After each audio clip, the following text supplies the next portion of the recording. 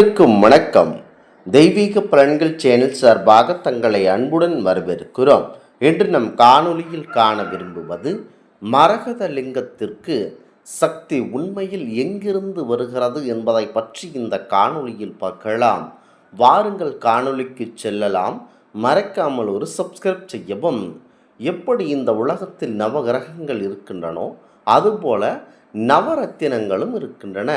அதுபோல் அந்த நவரத்தினங்கள் என போற்றப்படும் 9 வகையான கற்களில் மரகதலிங்கல் மட்டும் ஆன்மீகத்தில் சிறப்பு வாய்ந்ததாக இருக்கிறது.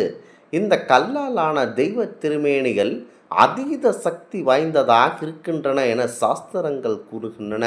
மரகத கல்லாலான சிவலிங்கங்கள் தமிழகத்தில் பல கோவில்களில் இருக்கின்றன. மரகத கல்லாலான தெய்வ சிலைகள் உள்ள கோவில்களில் மிகவும் சக்தி வாய்ந்ததாக இருக்கிறது. பக்தர்கள் அதிகம் சென்று வழிபடும் தலங்களாகவும் உள்ளது. இதன் ஆன்மீக சிறப்பு அதிகமாக இருக்கிறது என இதனை காட்டுகிறது. மரகத கல்லுக்கு எப்படி இத்தனை சக்தி? இந்த கல் மட்டும் ஏன் ஆன்மீகத்தில் அதிகமாக சிறப்பு மிக்கதாக, முக்கியமாக ஆன்மீகத்திலும் சாஸ்திரங்களிலும் தெரிகிறது என தெரிந்து வைத்து கொண்டு இருக்க வேண்டும். ஆன்மீகத்தில் அதாவது மரகத கல்லாலான தெய்வ சிலைகள் மிகவும் சக்தி வாய்ந்ததாக இருக்கிறது.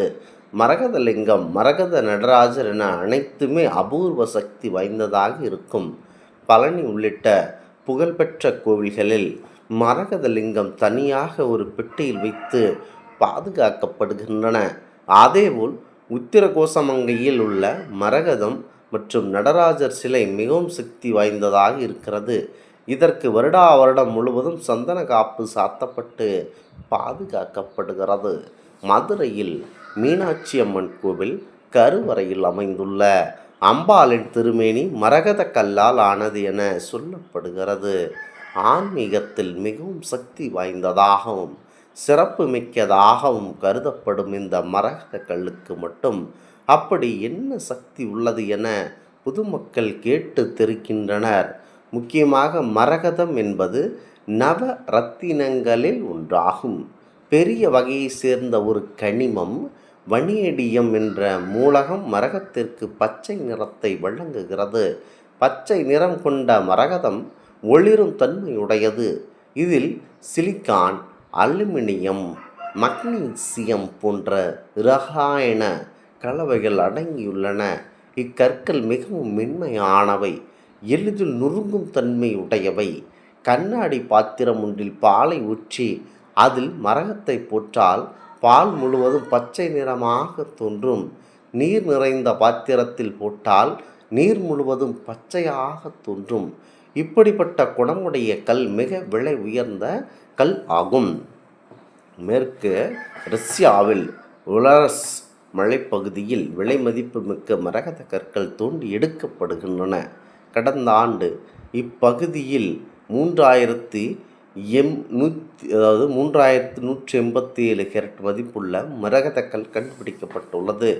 பட்டை தீட்டும் நிறுவனத்தில் கடந்த ஆண்டு 50 கிலோ மரகத கற்கள் ஏலமிடப்பட்டது. இதில் 10 லட்சம் அமெரிக்க டாலர்கள் அரசுக்கு கிடைத்தது. இந்நிலையில் 5000 கேரட் தரம் கொண்ட சுமார் 1 கிலோ எடையுள்ள அரிய வகை உயர் பச்சை மரகதக்கல் ஒன்று பகுதியில் மீண்டும் கிடைத்துள்ளது. புதன் கிரக ஆற்றலை நிரம்ப பெற்ற இரத்தினமான மரகதத்தை லிங்க வடிவில் வழிபடுவது மிகவும் சிறப்பு வாய்ந்ததாகும். புராணங்கள் இதனை இப்படி வழிபட்டால் தான் சக்தி கிடைக்கின்றது என கூறுகின்றன. மரகத லிங்கத்தை இந்திரன் வழிபட்ட புராணங்கள் கூறுகின்றன. இவ்வாறு மரகதத்தை வழிபட்டால் தீராத வியாதிகள் குணமடையும் என்பது முன்னோருடைய வாக்கு. மரகத லிங்கத்தை வணங்குவதனால் பதவி உயர்வு, திருமண தடை, கல்வி போன்றவற்றில் சிறந்து விளங்கலாம். சகல தோஷங்களும் இவ்வழிபாட்டினால் நீங்கும். முக்கியமாக மரகதத்திற்கு செய்யப்படும் பால் அபிஷேகம் மிகவும் சிறப்பு வாய்ந்த மருத்துவ சக்தியை கொண்டது. சகல விதமான சாபங்கள், முன்ஜென்ம பாவங்கள் மற்றும் ஜாதகத்தில் உள்ள தடையில் நீங்கி மனம் அமைதியை தர இந்த மரகத லிங்கம் நமக்கு உதவுகிறது. முக்கியமாக 7 மரகதங்களில் இந்திரன் மூலம் முசுந்த சோழ சக்கரவர்த்தி கிடைத்ததாக சொல்லப்படுகிறது. இந்த மரகத லிங்கங்களை இந்திரனே பூஜித்து வந்தாராம்.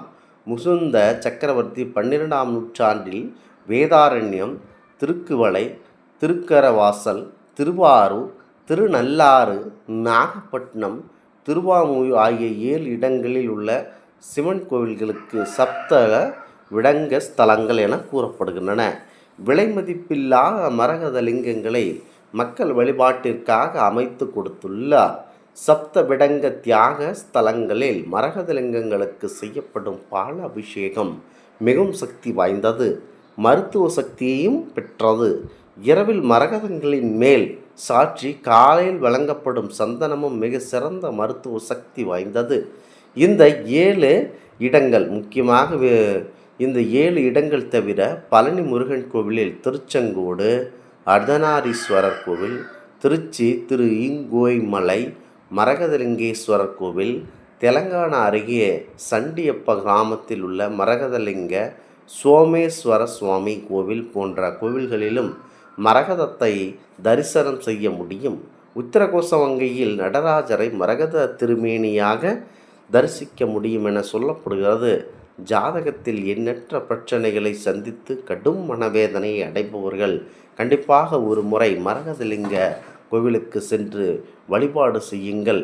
இந்த மரகதத்திற்கு நேராக இறைவனே அதற்கு சக்தி வழங்குவதாகவும் மக்கள் நம்புகிறார்கள். திருமணமாகாமல் தத்தளித்து கொண்டிருப்பவர்களுக்கு ஒரு வரப்பிரசாதமாக இந்த மரகதலிங்கம் இருக்கிறது. முக்கியமாக குழந்தை வேறு இல்லாமல் தவிப்பவர்கள், குறிப்பாக ஆண் குழந்தை இல்லாமல் தவிப்பவர்கள், எண்ணற்ற கவலைகளை கொண்டு மக்கள் வாடுகையில் மரகதலிங்கத்தை வழிபாடு செய்பவர்களுக்கு கூடுதல் சிறப்பு வாய்ந்த அம்சம் கிடைக்கிறது. முக்கியமாக எண்ணற்ற கோவில்கள், எண்ணற்ற ஸ்தலங்கள் இருந்தாலும் முக்கியமாக மரகதலிங்க வழிபாட்டிற்கு மிகவும் சக்தி கிடைக்கும் என மக்கள் நம்புகிறார்கள். இந்த ஆன்மீக தகவல் உங்களுக்கு பிடித்து இருந்தால் தெய்வீக பலன்கள் சேனலை கண்டிப்பாக சப்ஸ்கிரைப் செய்து கொள்ளவும். மீண்டும் ஒரு நல்லதொரு காணொளியில் உங்களை சந்திக்கிறோம். நன்றி, வணக்கம்.